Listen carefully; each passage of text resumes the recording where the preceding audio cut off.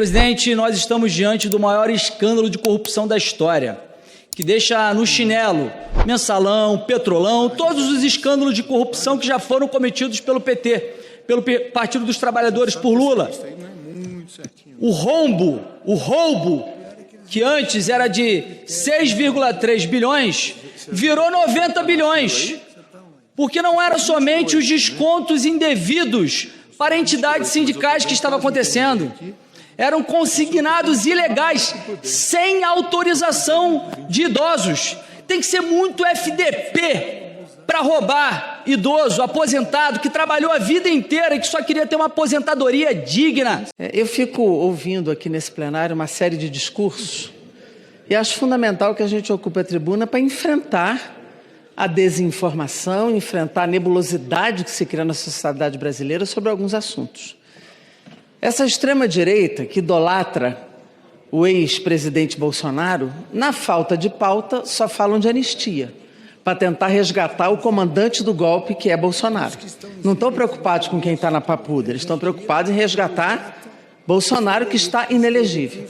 E agora, no que eles consideram uma brecha, estão agora se agarrando no assunto do INSS como se fossem defensores dos aposentados e pensionistas. A primeira pergunta que eu faço é: quem fez a reforma da Previdência? Que governo mandou para cá a reforma da Previdência, arrebentando com o regime geral de Previdência e quase tornando inalcançável a aposentadoria dos trabalhadores que ganham menos nesse país? Foi o governo Bolsonaro. Eles nunca tiveram nenhum compromisso com aposentados e pensionistas. E é bom dizer que esse esquema de fraude, ele começou sim no governo Bolsonaro, lugar onde nunca houve qualquer fiscalização. 2 leis foram aprovadas na época do governo Bolsonaro para impedir a fiscalização, prorrogando a tributação pelas entidades. Uma delas, inclusive, uma tal de Ambec, tinha 3 pessoas.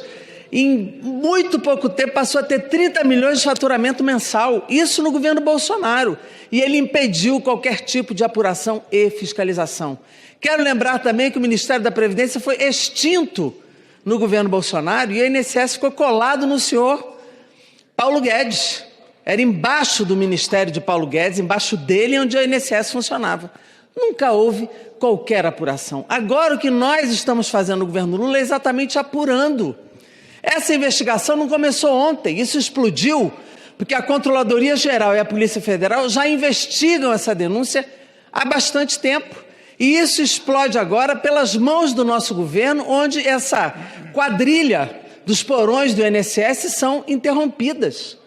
Então é bom que a sociedade saiba quem está apurando, quem está paralisando a fraude e quem está enfrentando as quadrilhas que tiram dinheiro indevido dos aposentados e pensionistas, a quem eu quero expressar minha total solidariedade.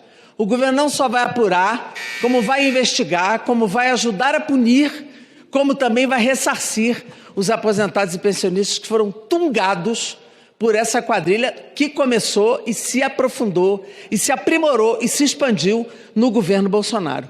E dizer o seguinte: ninguém aqui tem medo de CPI, mas ninguém vai fazer uma investigação melhor do que o que está sendo feito pela Polícia Federal nesse momento, pelo Ministério Público e pela Controladoria. E eu alerto aqui, vocês forçaram a CPI do 8 de janeiro, nós vimos o relatório que deu. Nós vimos que o relatório apontou exatamente a responsabilidade de Bolsonaro sobre o golpe, além de 8 generais, pessoas de altas patentes que agora viraram réus dentro do Supremo Tribunal Federal. Se colocar a CPI ou a CPMI, não vai dar outra. Quem vai de novo ter que responder por esse crime é o senhor Bolsonaro, a sua trupe.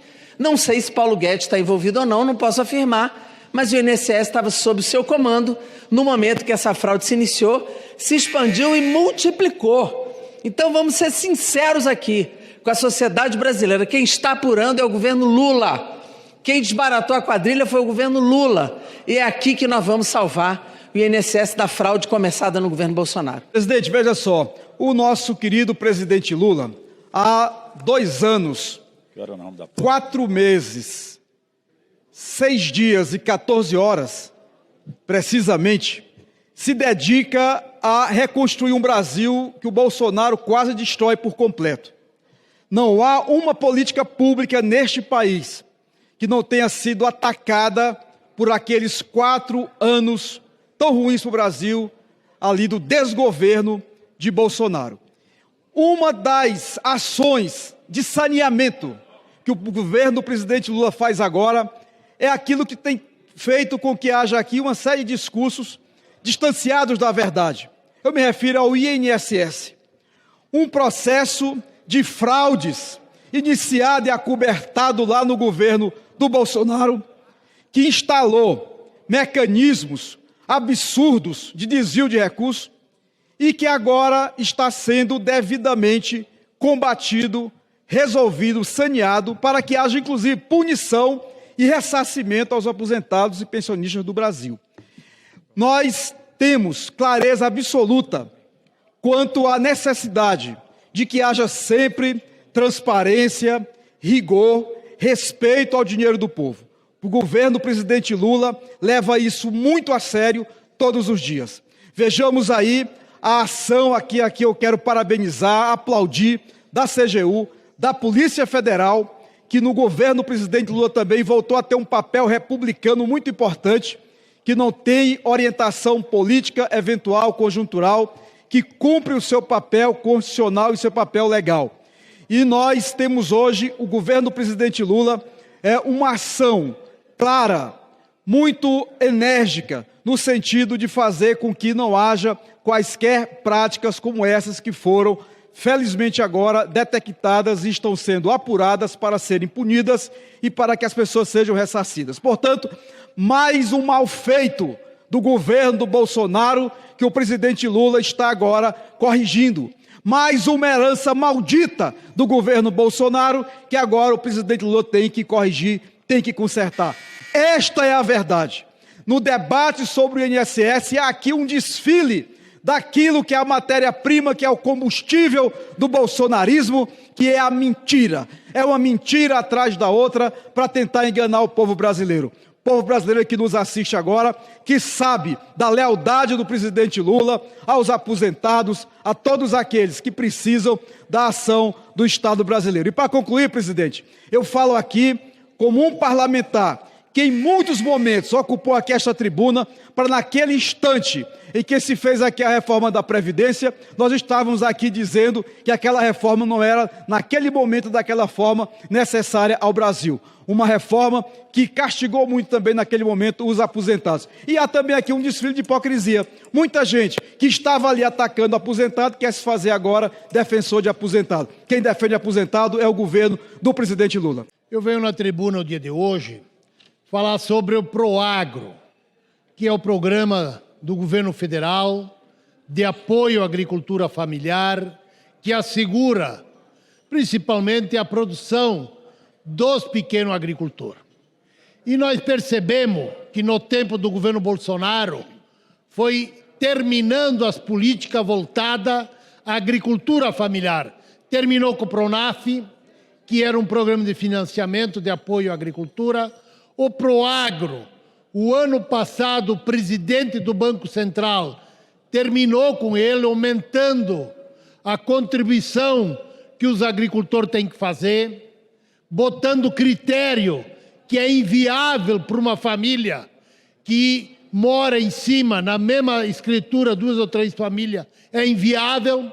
Então, por isso que nós estamos trabalhando para que volta o antigo PROAGRO, que dê segurança ao nosso agricultor que produz principalmente a produção familiar, seja a pequena produção, seja a produção de alimentação e assim por diante. Então, estamos debatendo com o governo e é importante que se volte o programa como era da sua origem e também que tenha fiscalização. A fiscalização é importante para botar seriedade nesse programa. E venho aqui também falar de outro tema, que dia 1º de maio, o nosso presidente da República falou ao povo brasileiro e que nós defendemos aqui na Câmara e que apoiamos a PEC, tanto da deputada Érica e também do nosso senador Paim, que é 6x1, 6 dias contra a semana de 6x1. porque nós precisamos que os trabalhadores trabalhem, que seja qualificado, que seja bem remunerado, porque muitas vezes também tem alguém que diz que o trabalhador não quer trabalhar, mas um salário pífio muitas vezes. Então nós precisamos que o nosso trabalhador tenha sim o seu tempo de descanso, que tenha o seu tempo de ficar com a família, que tenha o seu tempo para lazer, para diversão. Então por isso que nós somos contra a escala 6x1 e o plenário tem que votar urgentemente esta matéria e nós vamos votar favorável. Gostaria de colocar na Voz do Brasil os meus 2 discursos, senhor presidente.